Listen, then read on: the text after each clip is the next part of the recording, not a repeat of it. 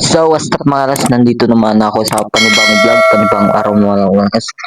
Welcome back to my vlog. So, welcome guys sa aking vlog. So, this is my, don't forget to my subscribe to my YouTube channel, kay Boy Malas TV para update kayo sa mga kagaya ng field.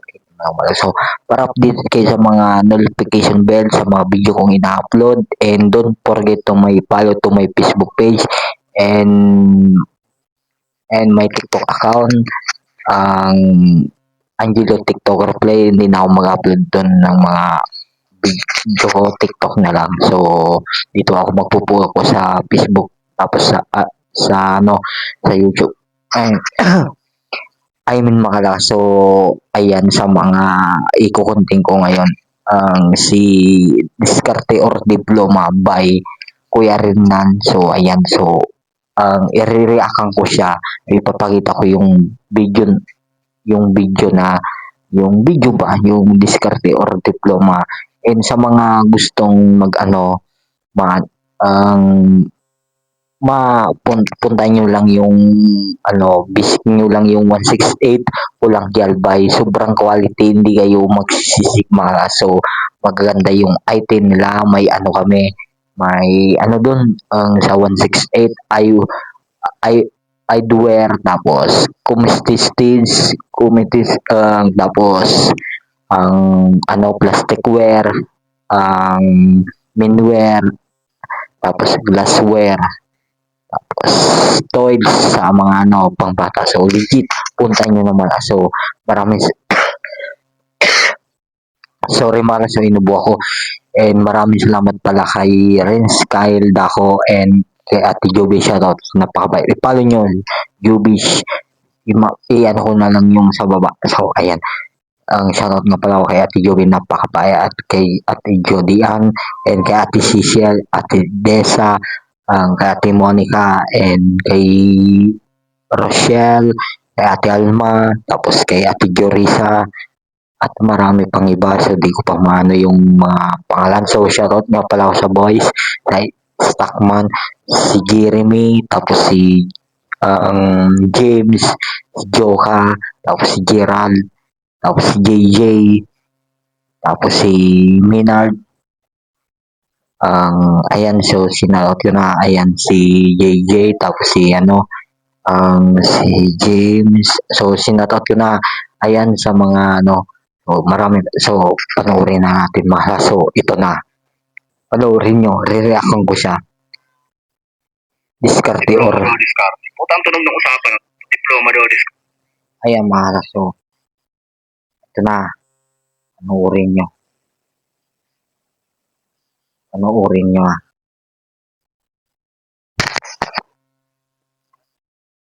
Ayan mga. So ayan, medyo matatagalan tayo.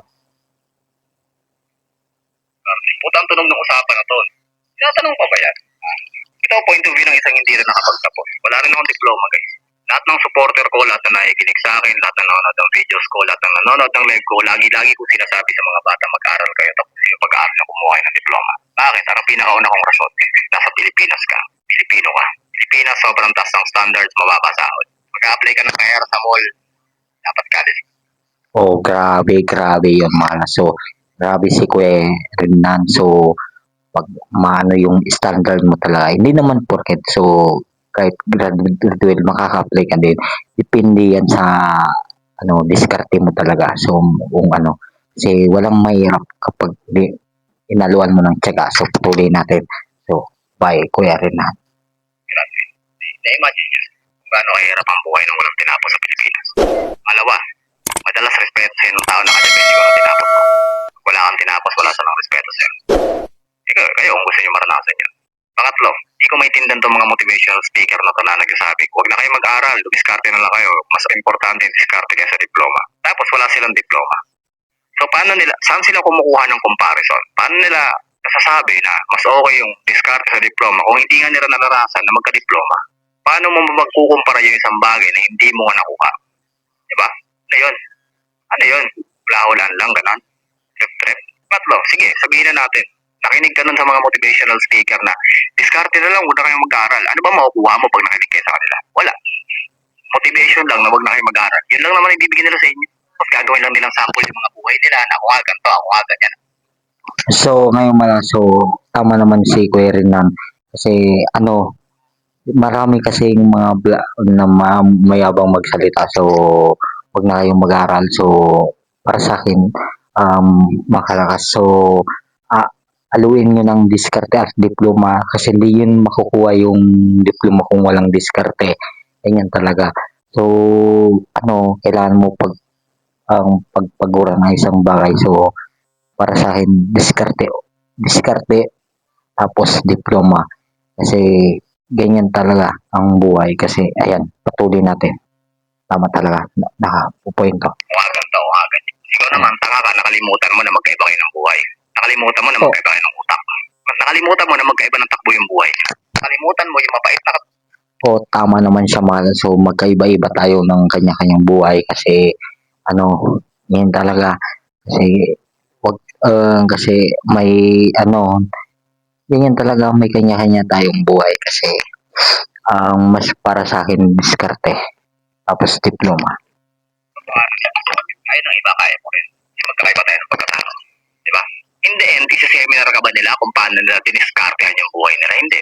Ituturo ba nila sa'yo kung paano yung diskarte? Anong klaseng paghihirap ang pinagdaan nila? Hindi. Lagi lang naman nilang ulit-ulitin sa'yo yung mga success na nila eh. Yun lang naman. Di ba? Yung hirap, sasabihin ba nila sa'yo? Hindi. Pag nag-aaral ka, ano makukuha mo pag nag-aaral ka? Diploma. Di ba? May aramas ka na agad paglabas mo sa tunay na buhay. Unlike dun sa mga motivational speaker, tangina yung pag-aaral, makakakuha ka rin ng diskarte ron. Di ba alam sa college, putang ina, doon kayo tinuturuan ng mga simpleng diskarte sa buhay. Sino sample? Ha? So sample, bobo ka, may thesis kayo, automatic dapat nagkapak kasi bobo ka, di ba? Pre, didiskarte ka ngayon. Sabi mo sa grupo mo, pre, kahit tagaluto na lang ako kanton, pre, kahit runner na lang ako. Yung pasado ka, kahit bobo ka. Diskarte. Making something out of nothing. Diba? Makakapag-adjust ka kahit kakaunti lang yung meron ka. Yun ang diskarte. At yun ang makukuha mo sa college. Mas mabuti pa yung kolehiyo, tuturuan ka ng diskarte. Kaysa doon sa mga puta ng motivational speaker na yan, mga walang kwenta. Ang pinaka nakakatawa doon, isa-sample pa nila minsan, si Mark Zuckerberg. Si Mark Zuckerberg na, undergraduate, pero bilyonaryo na kanya. Puta na si Mark Zuckerberg, niya yun. IQ nun, 152. Ikaw naman natatanga-tanga ka, hindi mo nga alam kung ano yung square root ng 12, naniwala ka naman. Alam niyo dapat gawin yung motivation? Si Johnny Sins. Si Johnny Sins, naging doktor na, nag-abogado pa. Di pa siya nakontento, nag-police pa siya. Fireman. Minsan naging astronaut pa nga. Kasi kung wala ka nang bilang, ayaw pa mag-aaral. Ulit mo naman. Grabe mga so tama siya at dito na naman ang video ko. Sana may natutunan kayo. Aluan nyo ng diskarte at diploma. Ayan lang. So, love you mga so,